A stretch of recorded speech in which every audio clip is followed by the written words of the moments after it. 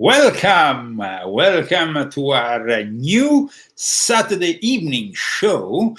Christy, this is the first time we are broadcasting at 5 o'clock, around 5 o'clock in the evening of Saturday. Yep. So this is a experimentation. We're going to do different experimentations in various times, in various days of the week.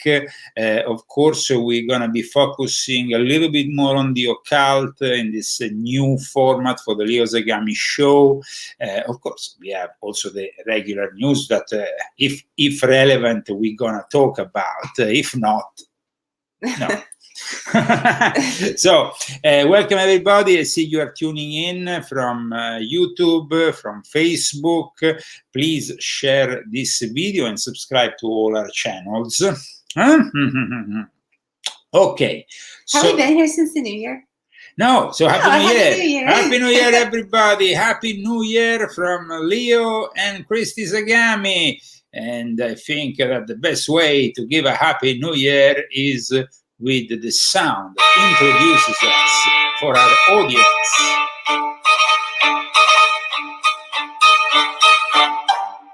I don't know if I like my dress. I don't know if you like your dress. It's like rusty. I think that it fits you really well. Really does. So happy New Year, everybody. This is, of course, 2023. We talked about the significance of number 23 last Saturday. Today, instead, we wanted to adventure ourselves a little bit in the occult practices of the Illuminati. And so we wanted to really specify what these occult practices were, what they were all about. And that's why we are introducing you from today to this series, which is not going to be only one episode, because we have a lot to talk about now, Christy. So we're going to fragment it in various episodes. In the meantime, hello, everybody tuning in from around the world. We will have probably people mostly from the United States at this time. Maybe we will have other people. Maybe more Americans will tune in. Maybe some Europeans will tune in the early hours of the morning. Okay. So the Leo Zagami show welcomes everybody, and at this point,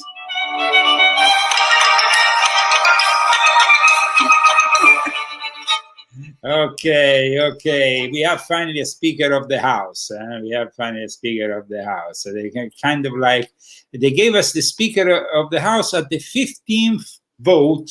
Now, number 15 in the tarot is the devil.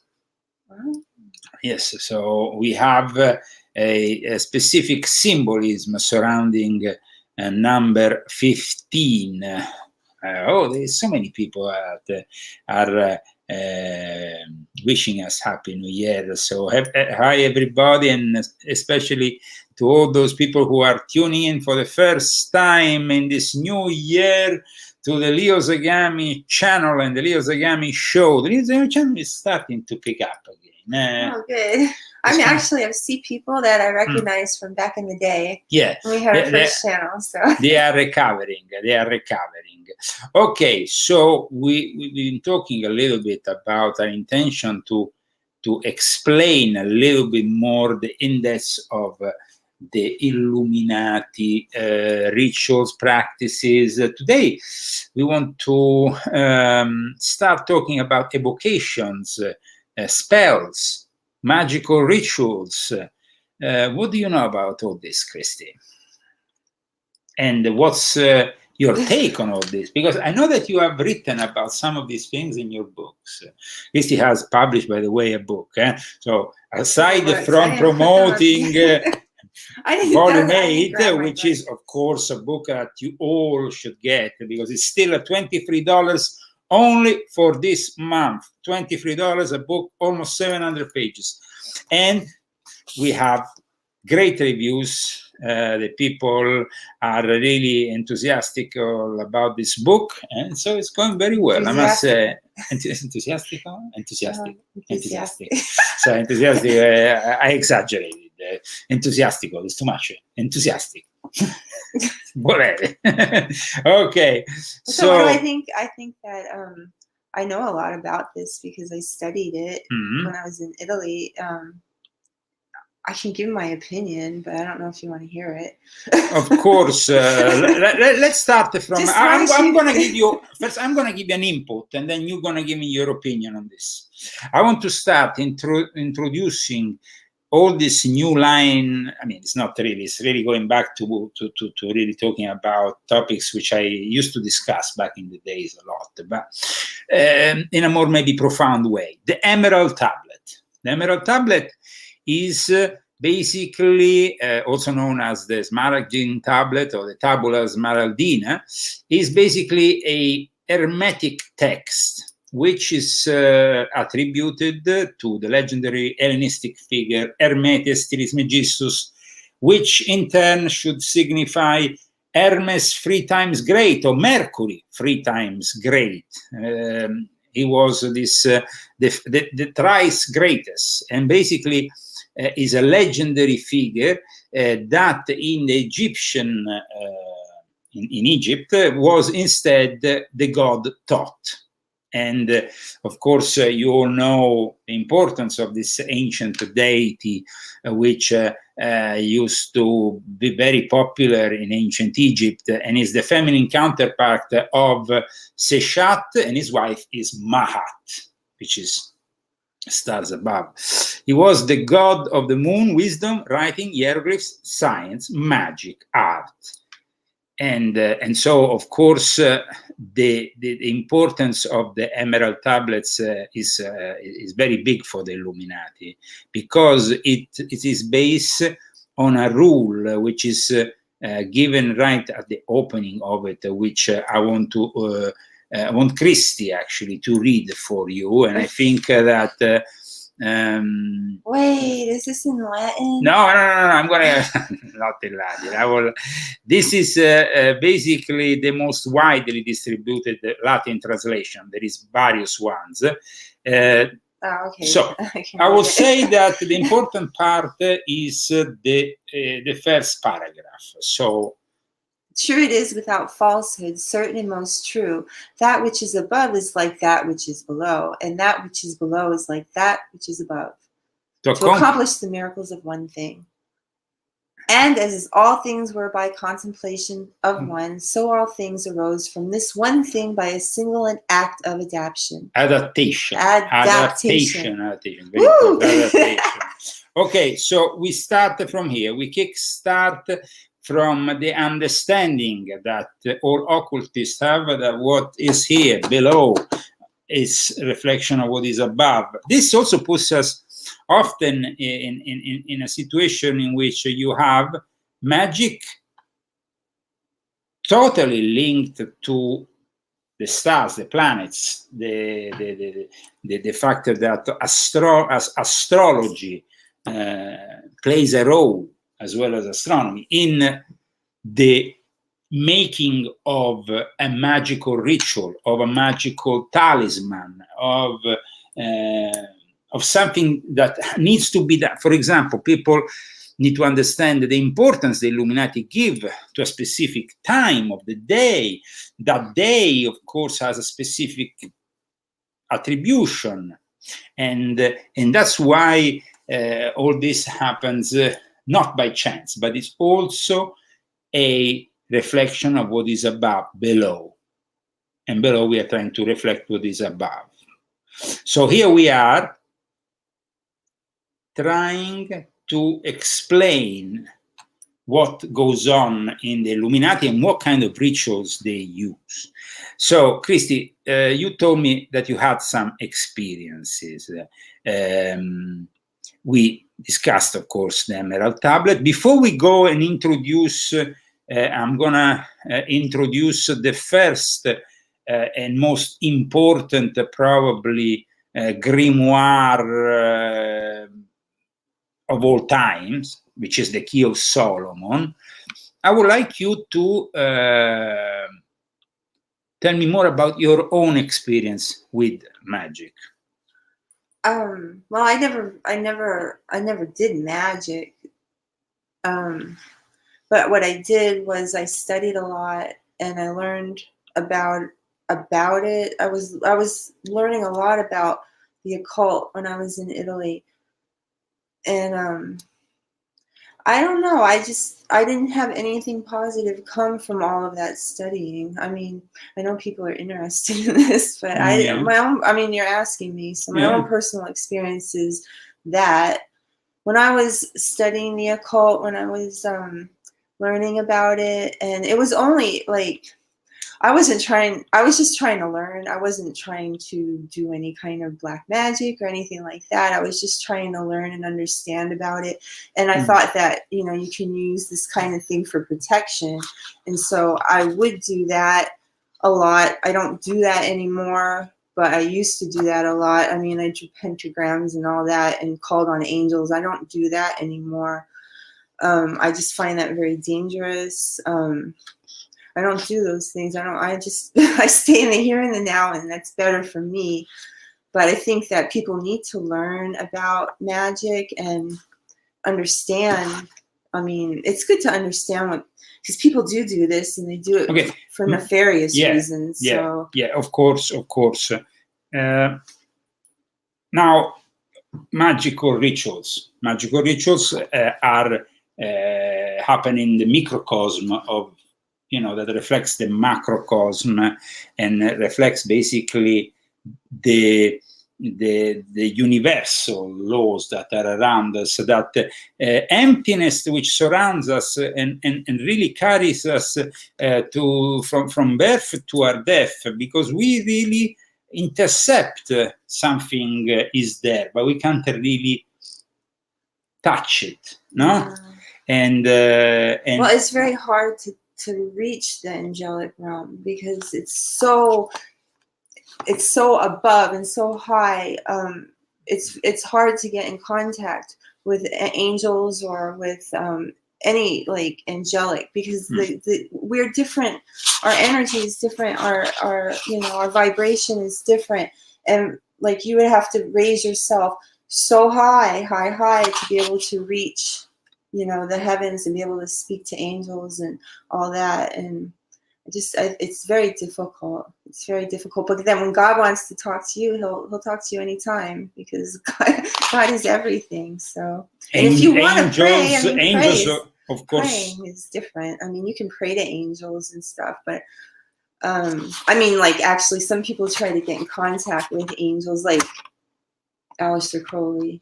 Right? He did a ritual, and I'm talking then about you're talking about also fallen angels, because like we said last week, 23 fallen angels basically in total with Lucifer have defected and given their own input to this reality. So we have basically people who evoke demons. We have people who evoke or try to evoke angels. Yeah. We have also some intermediary beings that maybe will require a whole episode of our show, because they are very complex.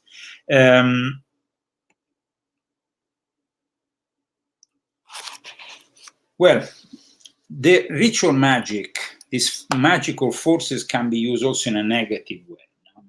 And so we have the witch doctor, for example, constructing maybe a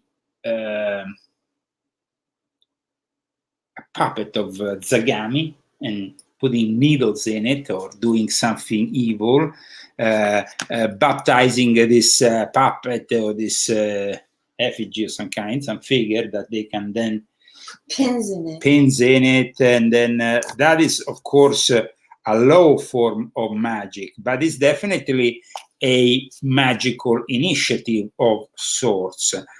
The spirits, the demons, the orders that we are giving these entities, that is what is all about in ritual magic, and that is at times wrong, no? What do you think about that, Christine? About ritual magic? Yes. About magical ceremonies and the fact that, you know... I'm not going to sit here and judge all those people. I don't want to do it for myself, because when I never did magic, but I did protection. And even when I was doing just protection, which I thought was fine, I just attracted all kinds of bad stuff. So bad situations, bad people, bad relationships, everything was just bad. Now, magic is with us from the beginning of time. Really, magic is the most ancient form of religiosity, if you think about it. And of course, we have Egypt, we have the Chaldeans, we have the Sumerians, we have something that also, of course, predates Christianity, but then Jesus gives us also a formula, an exorcism. Some say he also brought some kind of magic of Jesus to the table. But we have also other things that I would like to discuss with you today. And so let's start from a specific text, which was then picked up, of course, by also Eliphas Levi, and of course this is a book of all the various seals that apparently are the Clavicola Salomonis, the magic of Solomon. Now, let's talk about this magic of Solomon, because Solomon was, of course, also an important biblical figure. But in this case, this key of Solomon, is a grimoire that some say probably dates back only to the 14th or 15th century. And from that, we have also the lesser key of Solomon, which is also known as the Lemegeton. Now, the actual symbols, the pentacles that are found in this, of course, text, brings us to this ancient tradition. The English edition is based on the manuscript that was published by MacGregor Mathers from the Golden Dawn. He actually brought it for the first time out in the English language, and it was Alistair Crowley who then used some of it to evoke and then manage in the Great Pyramid in Giza to evoke some kind of entity that eventually will then later on, soon after, communicate him this demonic treaty, which is the Book of the Law, which is this holy book of the Illuminati, which I talk very much about in volume 8 of my confession. So as you can see today, we are trying to get to the roots of all this. So the Key of Solomon is divided in two books. There is the first one, which really talks about how you should avoid this and that in your magical operations and how to prepare, let's say. So it describes really how to prepare for each experiment. Then you have the magical operations, and you have other grimoires, like I said, the Lemegeton that picked up from this. And then there was another important magical grimoire known as the Pseudo-Monarchia Demonum, and this is pretty demonic, to tell you the truth, but we might also discuss it in the future. The Pseudo-Monarchia Demonic or Demonum, or a false monarchy of demons, is basically a grimoire similar to the Ars Goetia and contains a list of demons that you can evoke in the appropriate hours and rituals. And this is what happens in this with the use of this pseudo-monarchy. And of course, we are talking about the Goetia in itself. When you hear this term Goetia, which is also referred to the Lesser Key of Solomon, the Lemegeton Clavicola Salomonis, it's always a demonology grimoire. It's always something. This was apparently compiled in the mid-17th century, and the materials might have been a couple of centuries old. So going back to the Key of Solomon, why is important that we go today and study all this? Because we have basically only a superficial understanding of what the Illuminati really do in their rituals. And so today, in some way, I wanted to go a little bit more in depth.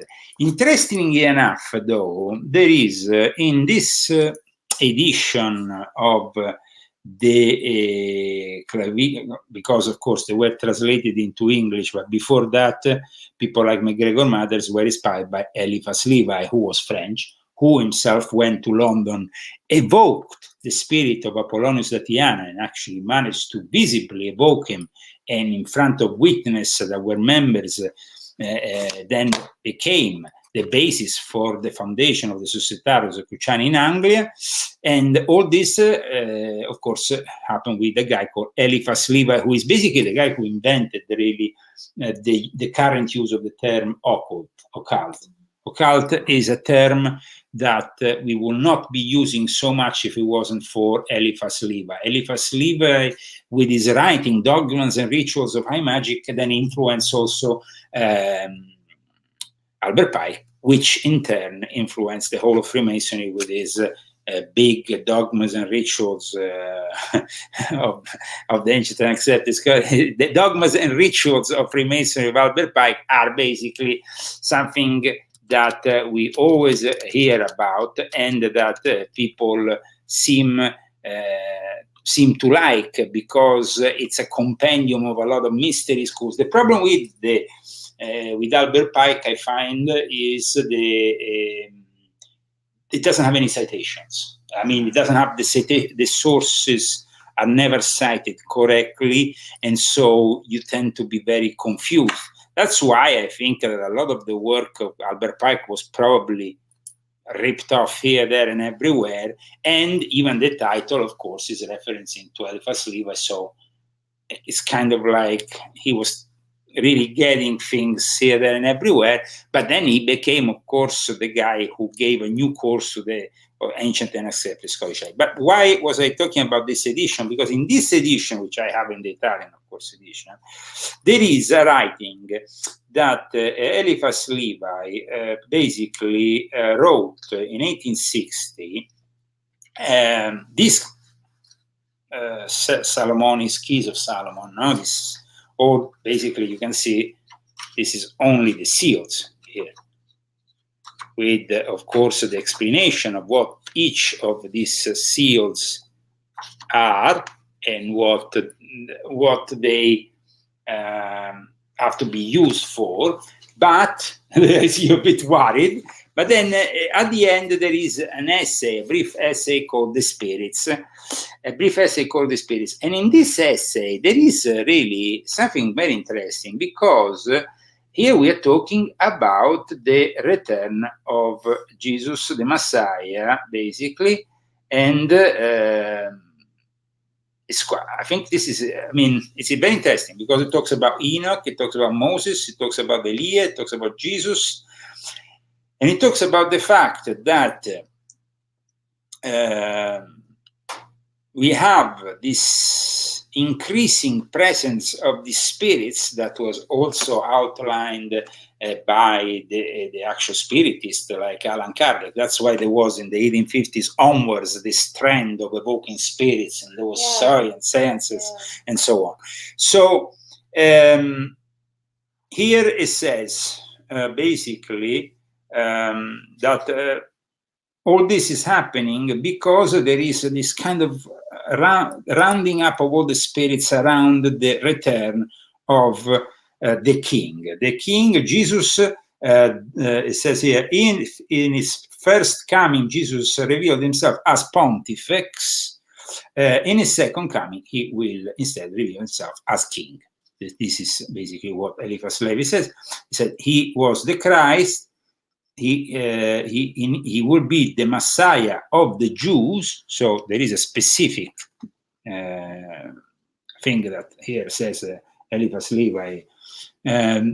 So it will have to be the Messiah of the Jews, who are right in their waiting of the Messiah. So he actually says the Jews are right in waiting for the Messiah. Of course, they didn't accept the first coming. So, but it says here, it was Enoch on the Sinai to give the divine law to Moses. It was Moses and Elijah on the Tabor to teach to Jesus the great mysteries of the Christian revelation, and Jesus transmitted the initiation to Saint John the Evangelist. And for this reason, the apostle, this apostle, Saint John the Evangelist, will have to be also present when Jesus comes back.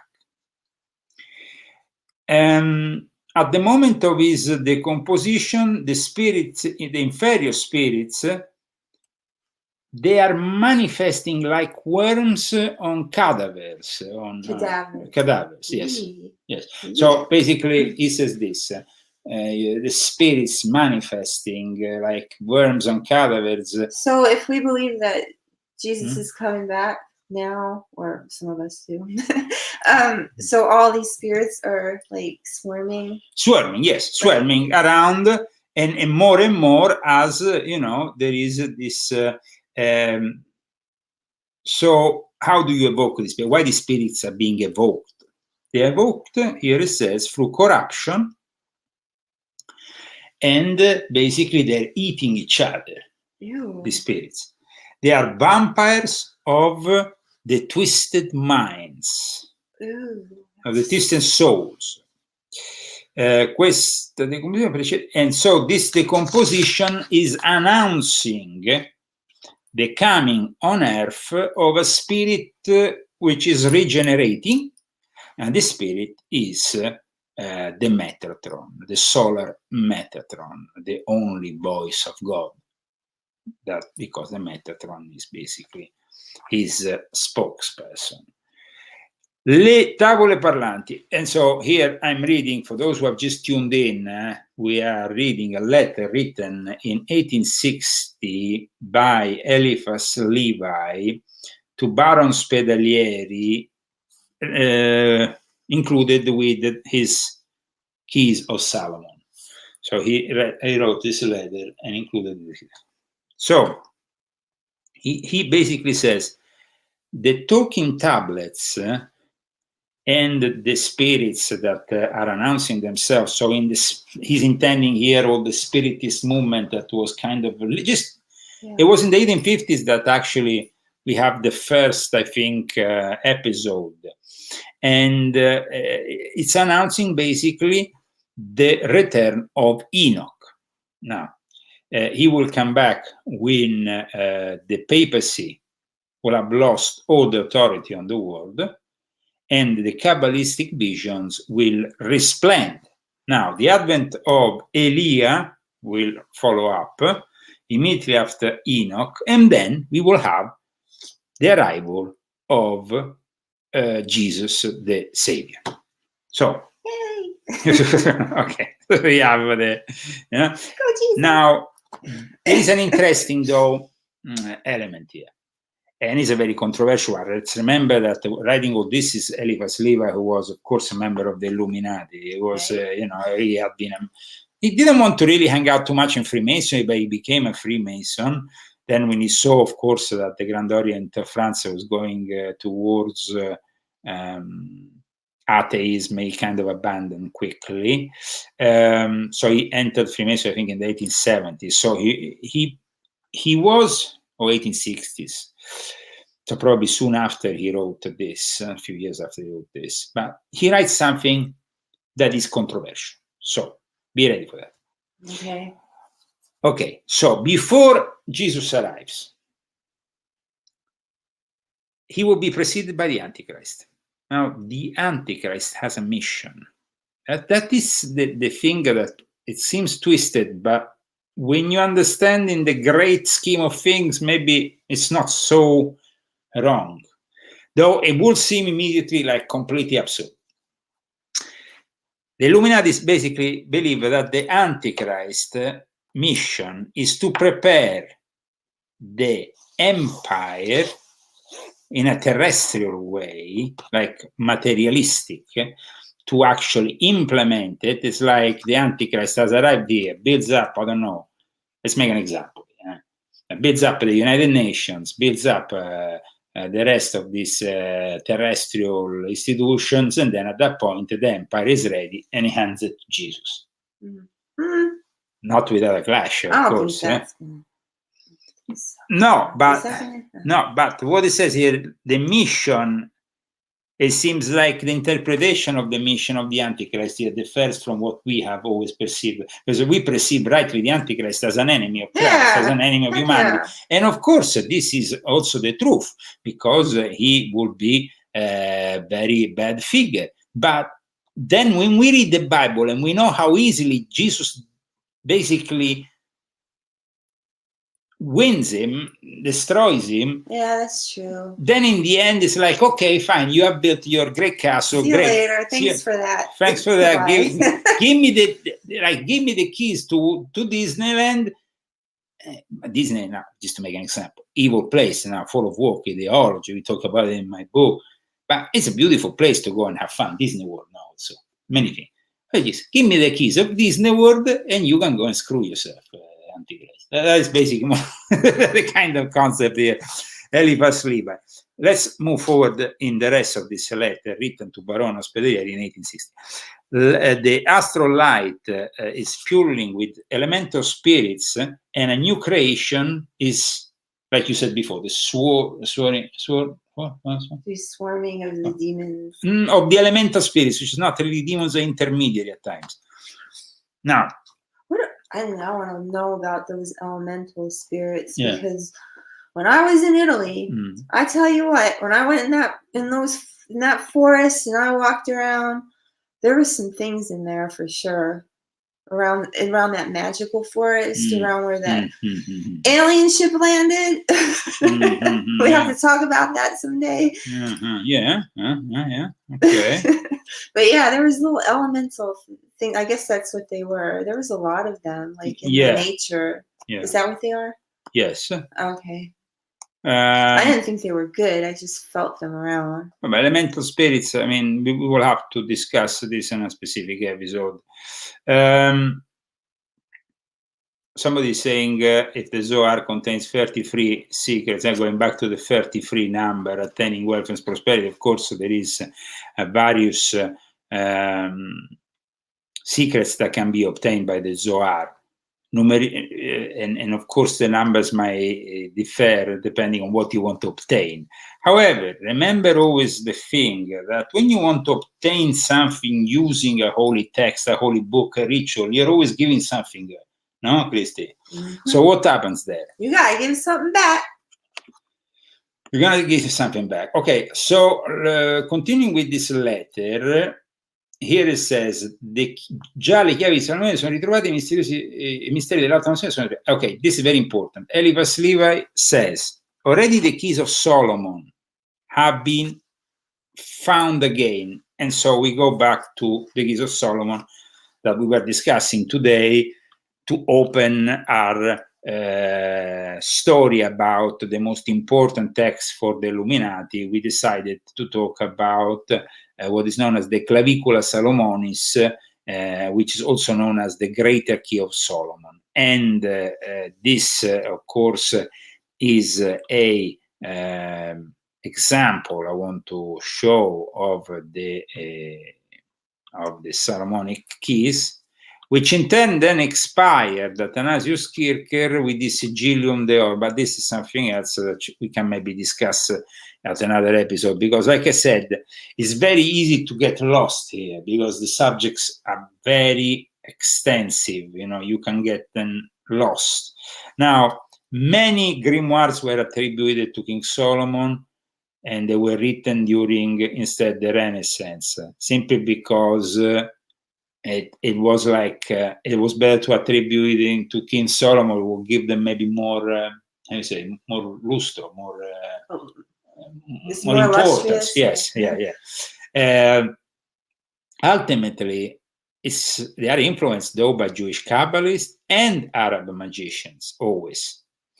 These in turn incorporated aspects of what was previously present in Greco-Roman tradition, magic of late antiquity, which at times got lost because when we have the fall of the Roman Empire, we have a really dark age in which a lot of things were actually preserved within the Arab culture. And that's why today we call our numbers Arab numbers. They preserved a lot of things, and they also teach us a lot of things. And so the Arab magicians, the Arab people, in some way participated to preserving some of the knowledge, which, because you have to understand, the end of the Roman Empire was like a catastrophe. Everything turned down to the Dark Ages. It would be like the United States falls, and the rest of the world is left in shambles. That was the end of the Roman Empire. It wasn't just an easy experience. No, not a passeggiata di salute, as we say in Italian, which means a passeggiata, how you say, a walk of health, a health walk, a well-being walk. That's it. In Hebrew, there is two versions of the Key of Solomon, which survives, and they're kept in the British Library, and on a parchment manuscript separated in BL Oriental manuscript. And they have, of course, this news. You can find the information corrected if you want, as an academic, to access to the facsimiles, to copies of it, and then maybe make your own study. Now, it's very important, though, that we understand how these pentacles are used by the Illuminati, and how they, in some way, they have influenced us, and we have arrived to imagine. There was that movie from the 1990s dedicated to virtual reality. That movie, The Lawnmower Man? Yeah. Okay. Stephen King? Yeah, I remember that. I never saw that movie. Okay, that movie I think is very important. Everybody should see it, though. It's a little bit of an old movie, a bit of a 90s movie. It really talks a lot about a subject which is only now being fully developed, which is virtual reality. And the interesting thing about this movie is that at one point, the lawnmower, he puts on the glasses, and the computer, basically the virtual reality, which is also an artificial intelligence, which is communicated with him, is projecting these Key of Solomon symbols on the screen to him.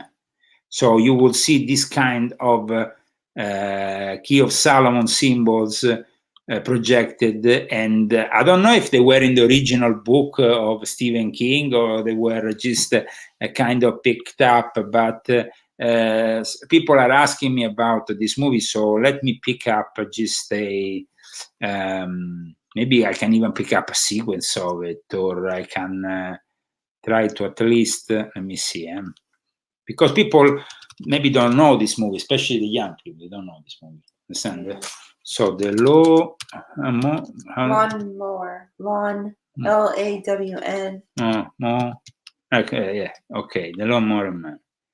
Okay, and then maybe let me see if I can put a little.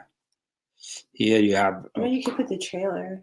Let me see. Yeah, the trailer. Maybe we can play the trailer, and so people have a more clear idea. That would be a good thing to do. Bravo, Cristi. Yes. So here we are trying to make you understand really how the Illuminati operate, and if they operated, of course, using this kind of the writing and everything traditional back in the days. Now they are instead using modern technology. So also the fact that you had the appearance of this Clavicula Salomonis, of these Solomons, basically of these seals in the movie. It was because they were trying to transmit a message here. They were not doing it just not improvising. Did you? I didn't see this movie. But did you ever experience virtual reality? Because no. What I did. I did one time. Okay, where was that? I was in Japan. No, I was in Disney World. Okay. I was in Epcot, and it was like way in the 90s, and they let you put, like, you could be Aladdin on the magic carpet. I forgot if we put a thing on our head. I don't remember, or glasses on, but then you were actually like flying above the roofs and everything. So that was my first virtual reality. I went to there was this virtual reality machine in London, and it was actually just in that period after this movie. So I was expecting, a lot more, maybe a bigger experience than what I experienced. It was at the Trocadero Center in London. They were experimenting with this very early form of virtual reality. I must say, though, it was interesting. Here is the Lawnmower Man. Okay, perfect. Great.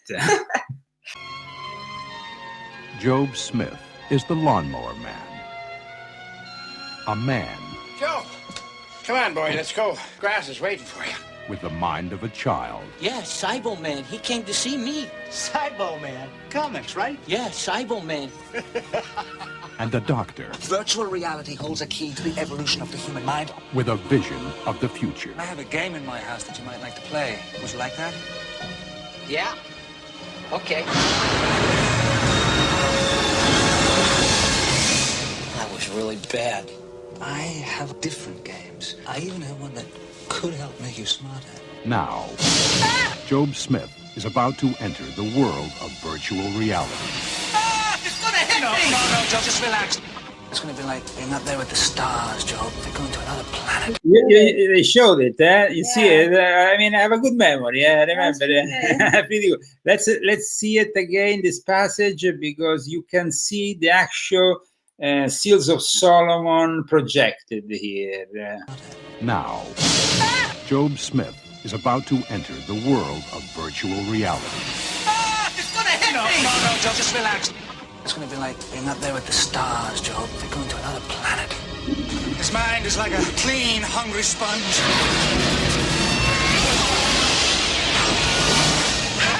I just graduated to the next level, Joe.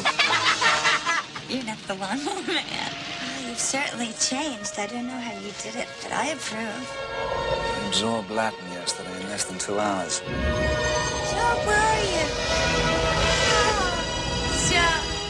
A world where the normal course of events can suddenly turn inside out. You realize, Dr. Angelo, that my intelligence has surpassed yours.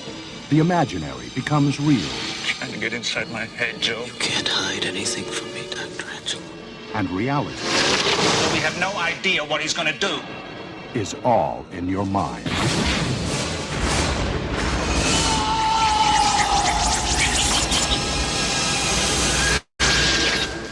The Lawnmower Man. So, a little break into Hollywood for those who want to know more about all this. I actually wrote about this movie, I think, in volume 4 of my Confessions. And by the way, volume 8 is out.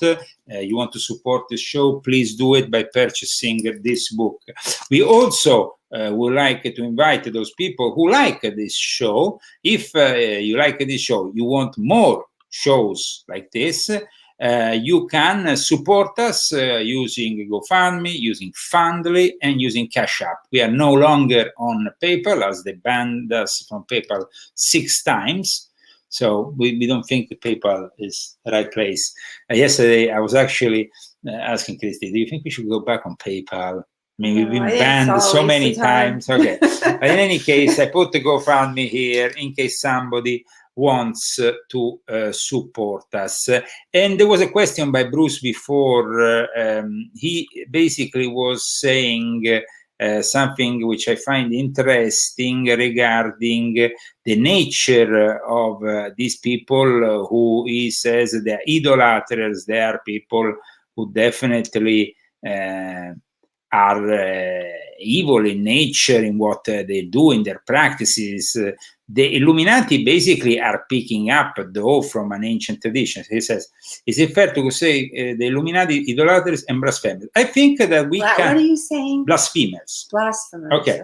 Yeah, I will say, now, the Illuminati are also the result of a long-standing problem that starts right with Moses coming out of Egypt and the Erev Rav. There was a group that included Egyptians and others who had joined the tribes of Israel on the Exodus, but were not Jewish. They were, according to the Jewish tradition, they were accepted by Moses, but amongst them, there were also magicians. There were also magicians. There were people who were practicing the black arts. This, in turn, gave birth to the very basis of what later became Sabbatean, and then later on the Frankist heretic phenomenon. Somebody's asking me in Italian, how is the name of this movie? This movie in Italian is called Il Taglia Erbe. I remember how it was called in Italian because I saw it at the time. Il Taglia Erbe, yes. From a book of Stephen King. We are moving forward, of course, today. This is the first episode of a new series in which we are kind of getting in the secrets of the Illuminati, their practices, and we want to thank also all those people who send photos, also even not only with the new books, also with the old books. I mean, I received this photo, which is a volume 7 and Pope Francis the Last Pope. Then I received some even greater photo, which I want to show you, with the 2 magnificent angels. These are photos that you can send yourself once you purchase the book at Ordo Illuminatorum Universalis at gmail.com. And you find, of course, this address in the description of this video. Fantastic angels. Then we have a more darker kind of situation here. You see, there is those who follow the book from an angelic perspective, and those who definitely follow it from a different perspective. How can you, though? No, it's but here, good. I mean, here we have the tiger. Tiger, Ulysses said, you have to ride the tiger.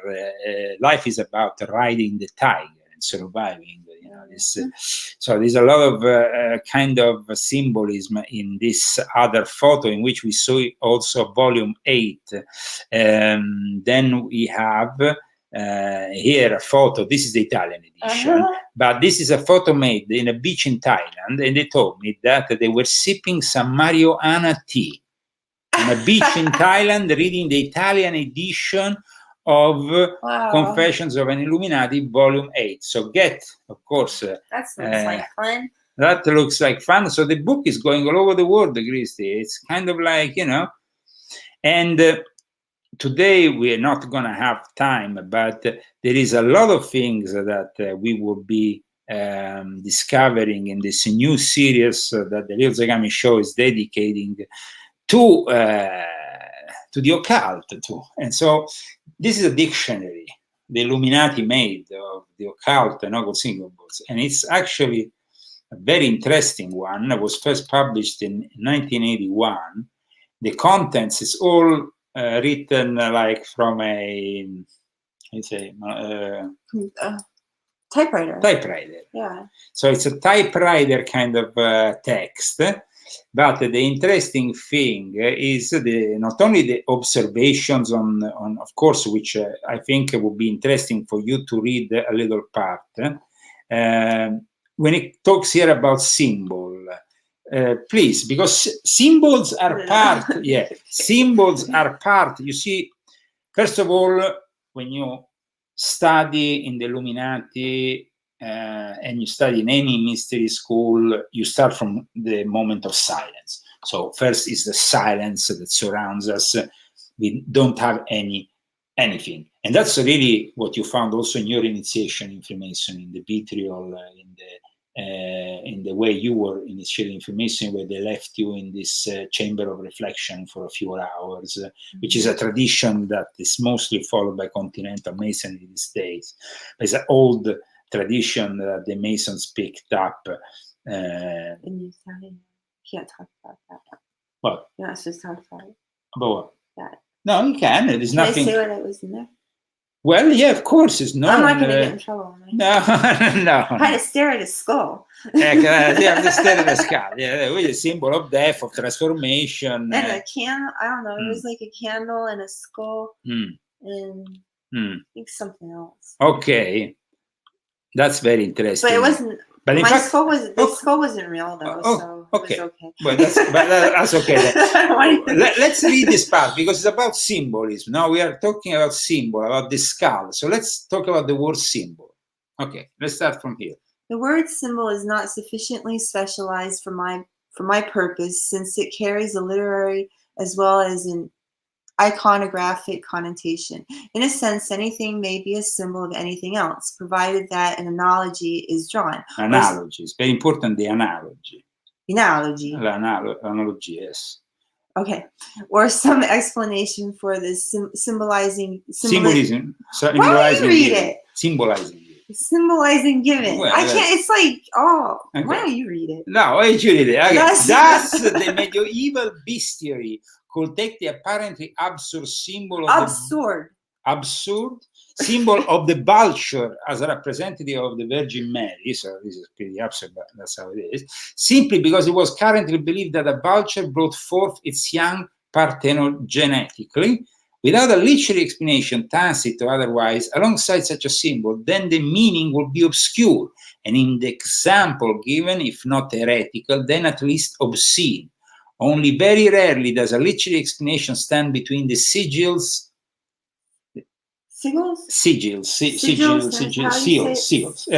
basically. Seals and their meanings. Does a literary explanation stand between the seals and their meaning? And even only in the various graphic systems, see, for example, the entry under origin. But this is just to what are they saying? We're talking about the symbol, no? How symbol can be interpreted in different ways. A symbol can be interpreted, the symbol of the vulture connected to the Virgin Mary connected to Virgo, the sign Virgo. Okay. Or, and so the word sign has a very wide application, ranging from gestures and tokens made by the body to a whole battery of devices designed for the purpose of communication.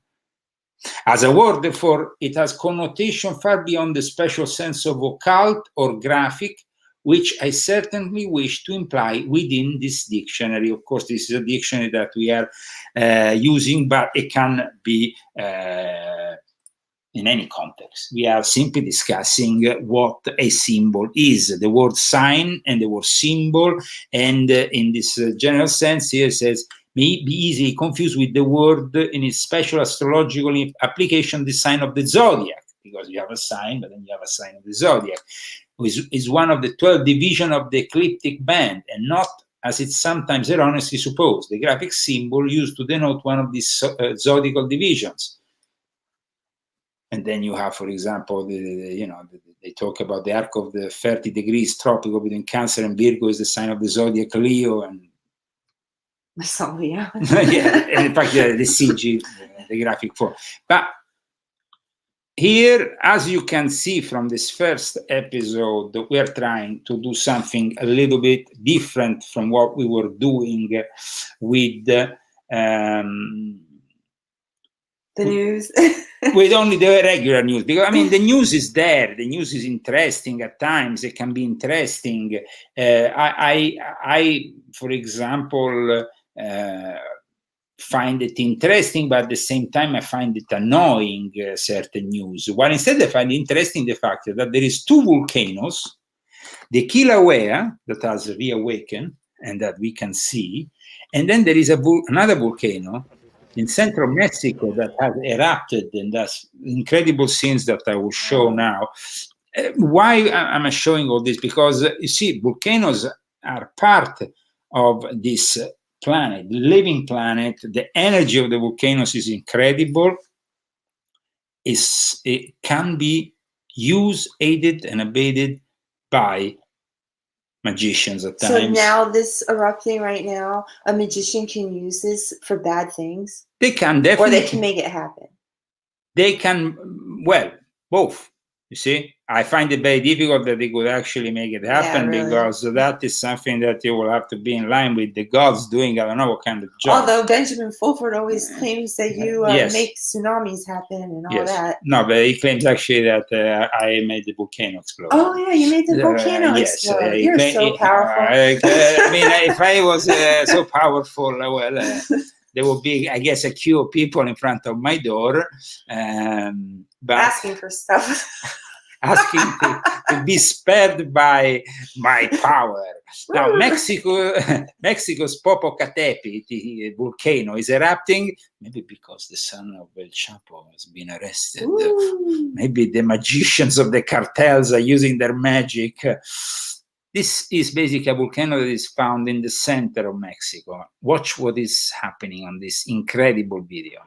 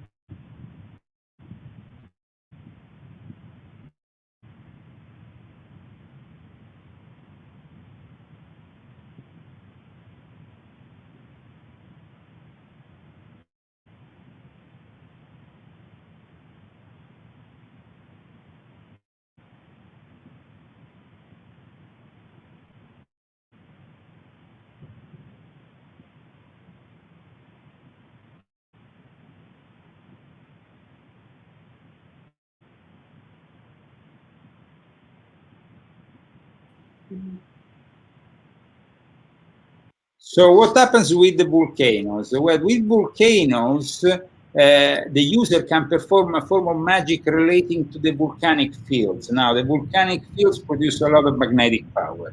Magnetism, as you will learn from this new series dedicated to the occult secrets of the Illuminati, is very important. In fact, there was actually an Illuminati, a guy known by the name Anton Mesmer, who gave the name to mesmerism and who launched hypnosis as we know it. And I talk about him. I mentioned Mesmer also in volume 8. You mentioned him a lot in your books. Yes.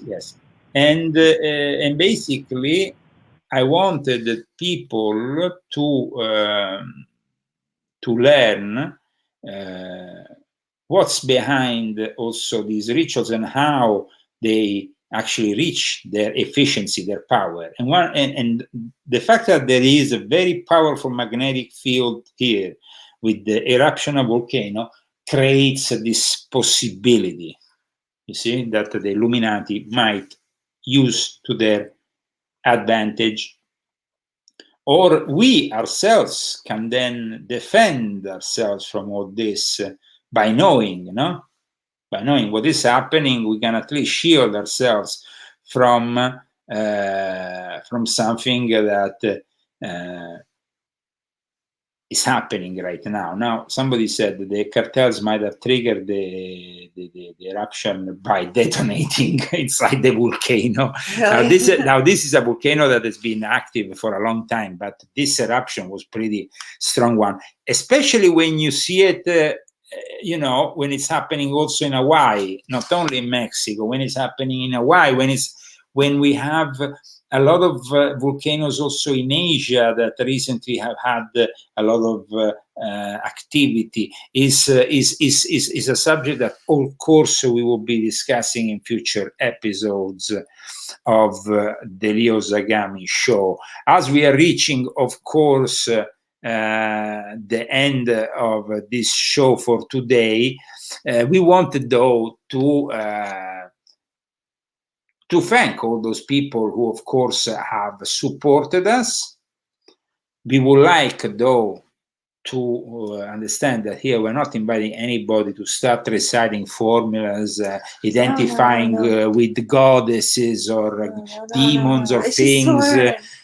We are here, and we are here to explain how these people control their groups, how they practice their magic, which kind of magic they practice, what is their ideas. This is what we are trying here, basically, and the fact that, of course, these witches, these warlocks, these people who work for Satan are now feeling like finally, after centuries of persecution, they can come out in the open, out of the closet, and create havoc on mankind. He used to say haddock. I mistaken it for a fish. I know, it can happen. For those who don't know, volume 6.66 and volume 7 are also very important books to understand what is happening right here, right now. And so, like somebody said, we're trying here to explain how the sausage is really made. That's an explanation. How the sausage is really made. Now, there was I find Sausage Party, it's on one of the streaming channels, to be not very good for kids. I don't know. I just see Sausage Party all the time on the streaming thing when I go on Roku. I don't think that is very appropriate for children. Sausage Party? Yeah. It's this happy looking sausage jumping into a big fat bun, and it just doesn't look... Yes, I saw it. I don't think it's very good for kids to watch that. I think it's sexualizing hot dogs. I saw it, and I wanted to ask you about that. Well, basically, we know from also Walt Disney what they have done since they were created. They also always try to sexualize images. We discussed it also in this book. Yeah. So I want to end this show with what Jesus from Luke 12, 27, 28. Consider how the lilies grow. They do not labor or spin. Yet I tell you, not even Solomon, in all his splendor, was dressed like one of these. If that is how God clothes the grass in the field, which is here today and tomorrow is thrown into the fire, how much more will be clothed you, or you of little faith? Amen. Amen. Thank you very much for tuning in today. We would like to continue these interesting transmissions also in the coming days and weeks. Please support us, and God bless you all, and have a great weekend. Rambo's sleeping, so I'm not going to... Rambo is sleeping. Yes, it's not because the format has changed. Rambo is simply sleeping. Bye, everyone. Have a nice night. I'm going to start my signing now.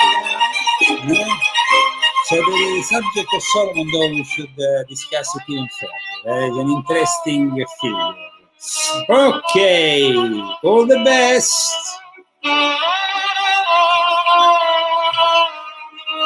In Latin, they say ad maiore. Ad maiore. The Jesuits say ad maioram Dei gloria.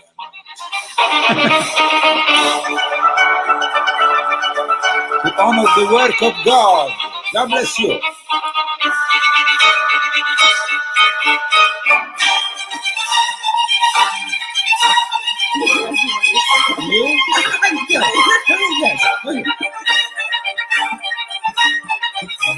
And from Palm Springs, California, that's it. And a little bit more.